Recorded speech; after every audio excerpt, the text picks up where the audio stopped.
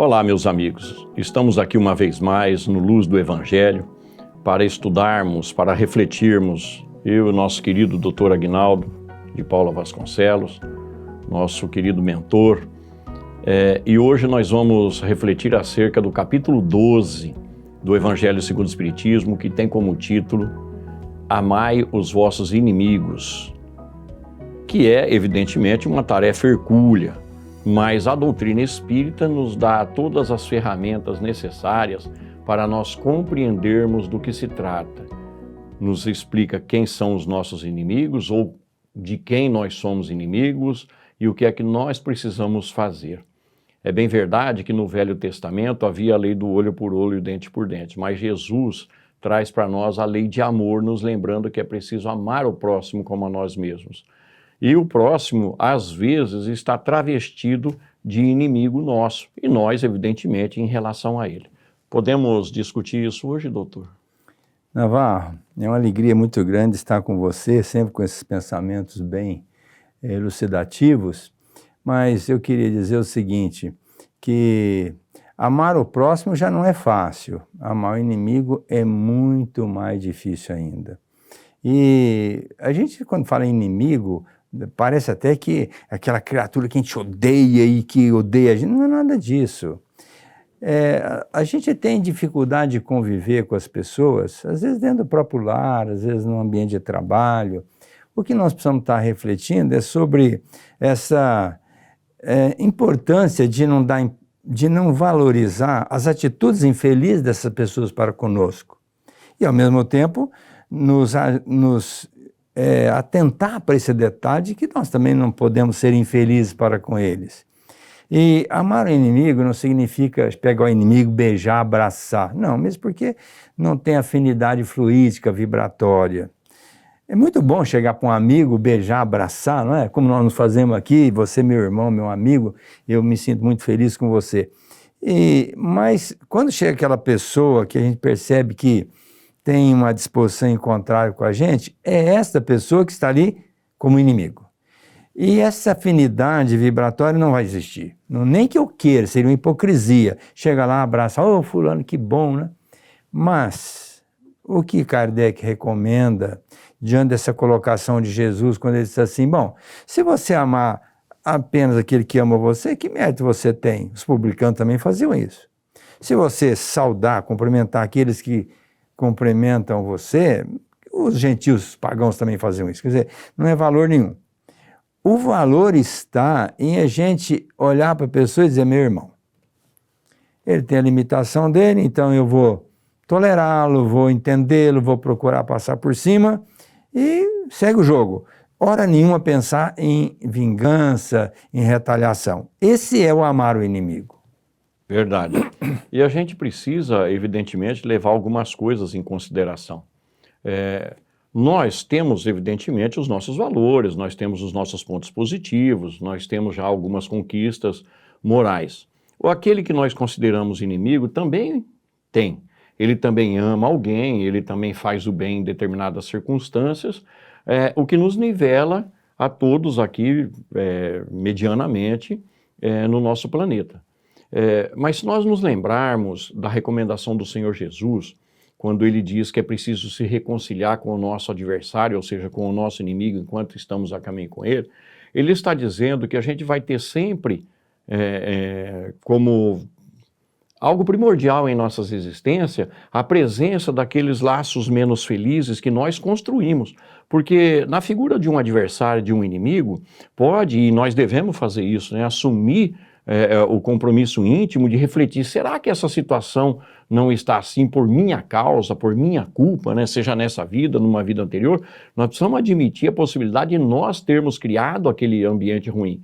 Então a gente vai ter, olhando essa orientação do Senhor Jesus, a gente vai ter a certeza que nós teremos que mais cedo ou mais tarde nos reconciliarmos com os adversários, com os inimigos. Ora, é muito mais inteligente que a gente envie esforços portanto, na atual existência, porque imaginemos, a gente volta para o mundo dos espíritos.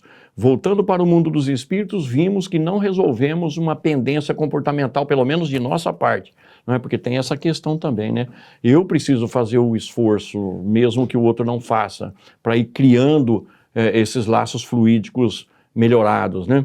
Aí a gente chega no mundo dos espíritos, naquela análise consciencial, que é o nosso juízo, a nossa consciência, né? Porque é onde está a lei de Deus, e a gente vê que vai ter que recomeçar novamente numa outra existência, se aproximar cada vez mais dessa pessoa. Se antes estava no círculo social ou no círculo laboral, aí ela já vem para o círculo familiar, que é para a gente justamente exercitar, né? Então, como bem disse o doutor, nós precisamos não desejar o mal de volta, nós não podemos duelar com essa pessoa, né, em qualquer nível que seja o duelo, e evidentemente ouvir aquilo que o próprio Senhor Jesus disse a respeito ainda dos inimigos, orar por aqueles que nos perseguem e caluniam e orar mesmo pelos nossos inimigos. Então, a primeira instância que nós precisamos alcançar dentro de nós é o entendimento de que é preciso, antes de tudo, orar por aquele que é nosso inimigo, né, para começarmos a modificar,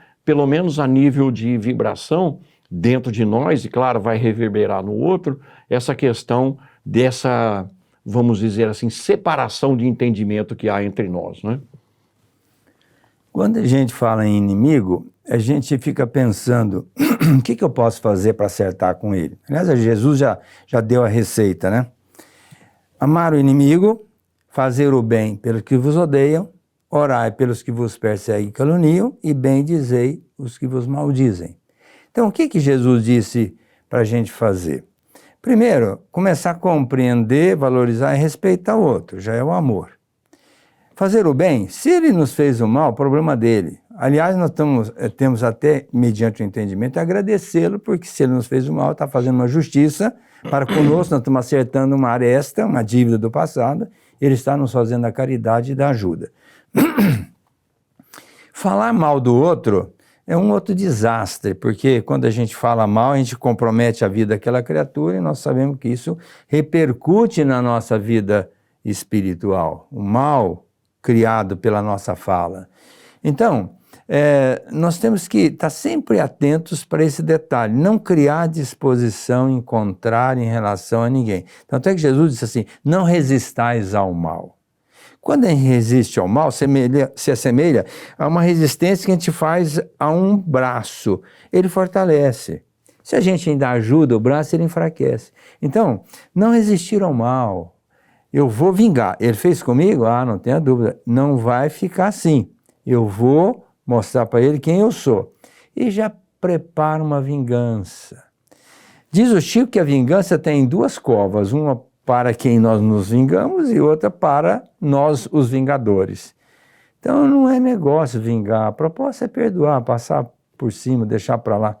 Eu gosto muito de uma colocação, que aliás quem fez isso foi o Adolfo, está no próprio Evangelho, nesse capítulo, e um espírito amigo, ele disse assim, a gente deve dizer assim, deixa para lá, aconteceu, não liga não, vamos que vamos.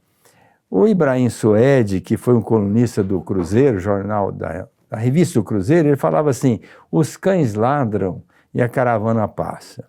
É uma coisa que eu uso muito na minha vida, porque geralmente tem pessoas falando mal da gente, porque não são grandes coisas mesmo, né? E ao invés de ficar aborrecido, chateado, condoído, eu lembro do Ibrahim Suede, os cães ladram e a caravana passa. Eu vou para frente, não vou ficar olhando para trás, porque se eu olhar para trás eu caio lá na frente. E os cães ladram mesmo, é instinto. E se eu caminhar para frente, o ladrar vai desaparecendo e eu vou caminhando, me livrando cada vez mais. Agora, se eu descer para espantá-los, eu corro um risco deles me agredirem. Então, a vingança não é bom para ninguém. A gente, quando faz o mal para os outros, a gente envolve muitas pessoas. A nossa pessoa, a quem nós vingamos, os familiares, e isso gera uma série de problemas, não é, Navarro? É verdade, porque existe todo um entorno de nós e também um entorno daquele que nós consideramos um inimigo. E se a gente opta pela vingança, a gente pode, né, até mesmo vir a tirar a própria vida daquela pessoa, e olha o estrago que nós estaremos fazendo para as pessoas que convivem e que dependiam daquela pessoa. Então o prejuízo passa a ser muito maior para nós outros, porque todo prejuízo causado de responsabilidade nossa terá que ser corrigido por nós outros, né? A gente aprende também, estudando esse capítulo, que antes de tudo, quando nós consideramos alguém como inimigo, é porque existe alguma coisa no nosso orgulho ou na nossa vaidade que foi maculado, ou seja, nós nos sentimos agredidos porque há em nós ainda, e essa colocação do Senhor, né, os cães ladram e a carruagem passa, é bem uma verdade, né? Quando a gente se sente acusado, quando a gente se sente agredido, menosprezado, diminuído, não importa o adjetivo, né? O que está falando mais alto é o orgulho nosso, né? É a vaidade nossa, porque a gente está se colocando num patamar acima daquele que a gente realmente tem, né? E vale a pena a gente pensar numa questão interessante. Por quê? Que é a questão do acharmos que temos razão em relação àquela pessoa. Ora, quem de nós pode garantir que nessa ou numa existência anterior não fomos nós que produzimos aquela situação e que vem repercutir agora, né? Então, quando nós odiamos, e existe uma colocação muito clara a respeito disso no movimento espírita, né? O ódio é como se a gente tomasse veneno esperando que o outro morresse, né? Além da gente estar prejudicando a pessoa que a gente considera um inimigo, nós estamos prejudicando a nós mesmos com esse sentimento, com essa ânsia, esse desejo de vingança, esperando acontecer, né? E o que é pior, às vezes a gente não tem coragem de se vingar, mas fica torcendo para que aconteça algo de pior com a pessoa, ou seja, a gente já envolve a divina providência, eu perdoo, mas Deus é grande, né? Ou seja, ficamos esperando que o inimigo sofra as consequências, o nosso inimigo, né? Sofra as consequências negativas que a gente gostaria de impor a ele. Então, é preciso pensar muito em torno daquilo que é orgulho em nós, daquilo que é vaidade em nós, porque no relacionamento com o inimigo tem muito disso, né? Nessa diferença toda aí. A gente precisa fazer uma autoanálise e, sobretudo, perguntar, né? Mas o jeito que eu sou, o jeito que eu estou fazendo, isso nos remete a Santo Agostinho no Livro dos Espíritos, né? Não estou dando motivo para as pessoas não gostarem de mim, se tornarem minhas inimigas, né? As minhas opiniões, o jeito que eu falo delas, o jeito que eu exponho os meus pensamentos, aquilo que eu faço, enfim, não está tornando mais fácil alguém se tornar um inimigo meu? É uma questão de reflexo íntimo também, né, doutor? E quando você pensa em vingança, você não está medindo as consequências. Você pode vingar de N maneiras, falando mal, às vezes agredindo fisicamente e às vezes chegando ao extremo de tirar a própria vida. Só que nós não podemos esquecer que esse espírito, ele não morreu. Morto o animal, some o veneno. Isso é uma linguagem popular. Não, você apenas tirou a vida física da pessoa, mas não eliminou a pessoa. Ela continua no plano espiritual. Eu vou falar de uma experiência pessoal muito rica, quando uma pessoa me procurou com uma dor lombar. E eu fiz todos os exames no consultório e não encontrei nada que justificasse aquela dor lombar. Mesmo porque é uma pessoa que trabalhava no sítio, muito saudável, forte e não tinha problema de saúde. E eu tive que chegar para ele um dia e perguntar: você tem algum conflito, alguma coisa que mexe assim com a sua emoção? Porque eu estou achando que isso é um processo psicossomático, é uma coisa criada pela sua própria mente. Aí ele virou para mim e disse assim: ó, doutor, eu vou lhe falar uma coisa que eu nunca falei para ninguém, mas eu vou lhe falar porque o senhor está me perguntando. Eu um dia estava numa mesa de bilhar, jogando com uma pessoa, e nós nos desentendemos, e ele veio e me deu um tapa no rosto. Ele era bem mais forte do que eu na hora não tive nem coragem de enfrentá-lo. E fui para casa pensando: ele não vai dar tapa mais em ninguém, porque eu vou matá-lo.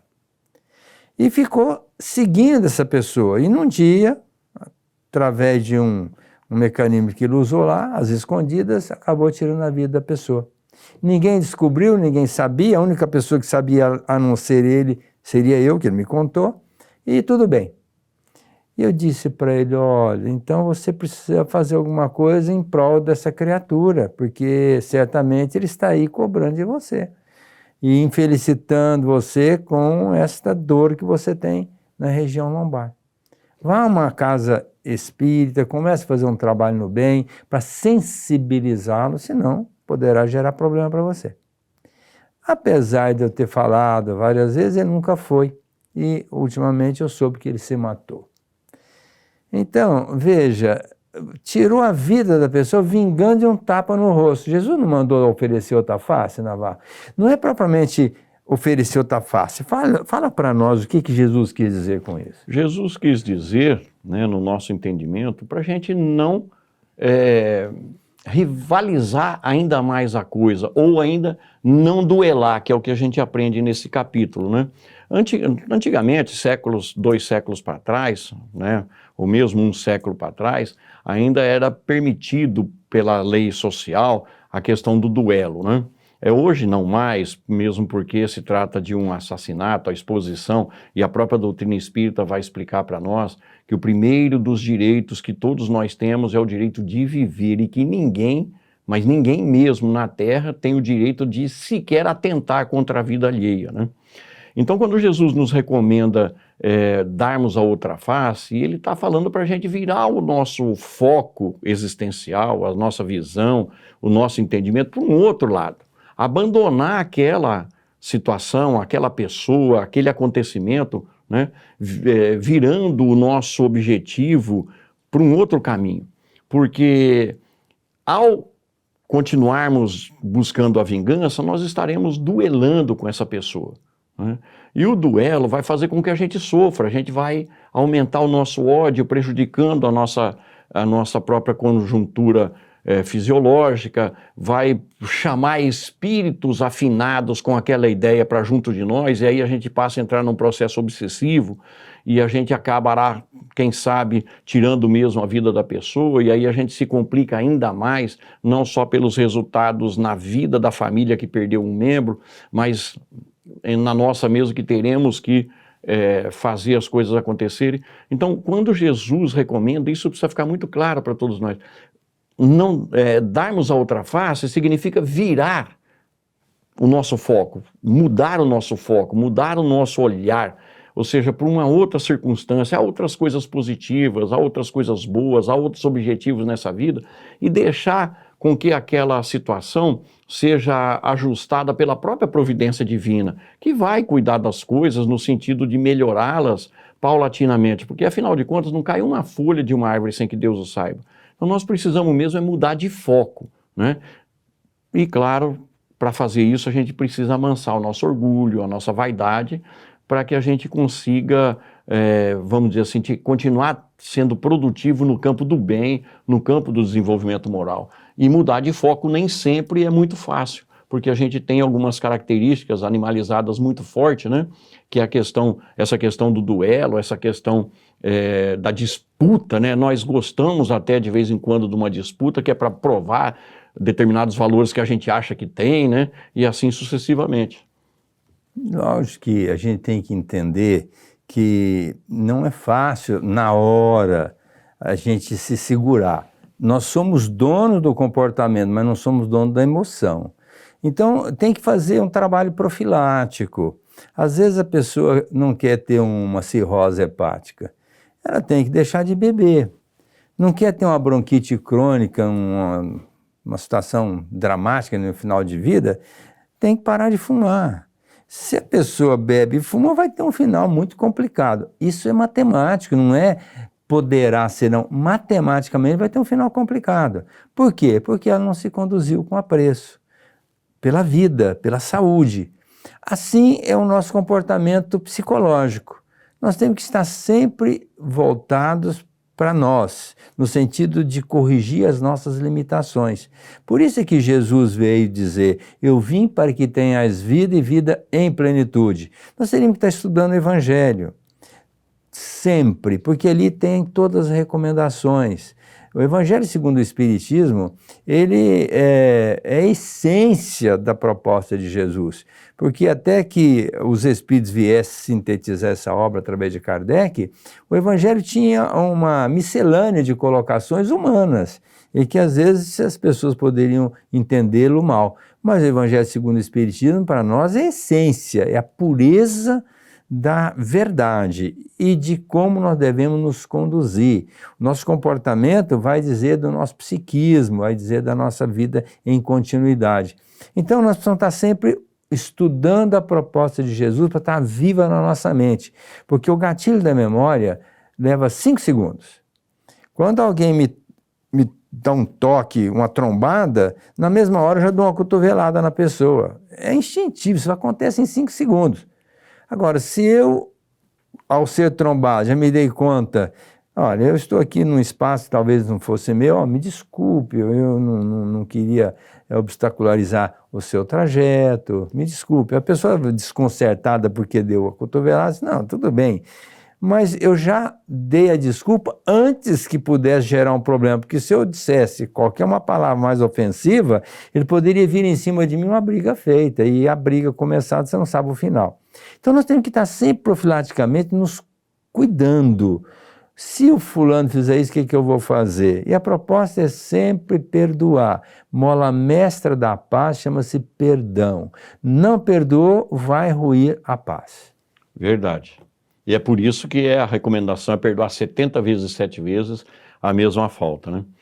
Quando Jesus faz isso para as nossas reflexões agora, de compreendermos qual é o nosso estágio evolutivo, né? Quando Jesus se fez presente aqui trazendo a mensagem do amor, ele fez questão de nos lembrar de que a dureza da lei de Moisés, que permitia o olho por olho, dente por dente, né? Permitia, inclusive, tirar a vida, em contradição aos 10 mandamentos. No 5º mandamento está lá, não matarás, né? Então havia uma contradição. Jesus disse que tudo aquilo que havia sido permitido no Velho Testamento era em função da dureza de nossos corações. Ora, são passados 2000 anos da recomendação de amarmos os nossos inimigos, orarmos por aquele que nos persegue e caluniam, né? Não digladiarmos com o mal, mas deixar com que as coisas fluam sob a ótica da divina providência, e nós ainda alimentamos o nosso espírito com esses pensamentos egóicos, com esses pensamentos cheios de orgulho, cheios de vaidade, né? Achando que somos detentores de direitos, e todo direito que nos é tirado, a gente precisa ir à desforra. O que está mostrando tudo isso é que, passados 2000 anos de evangelho, a gente ainda não compreendeu a mensagem do Cristo, né, como sendo uma mensagem de libertação para nós mesmos, como bem o senhor colocou, para termos vida e vida em abundância, né?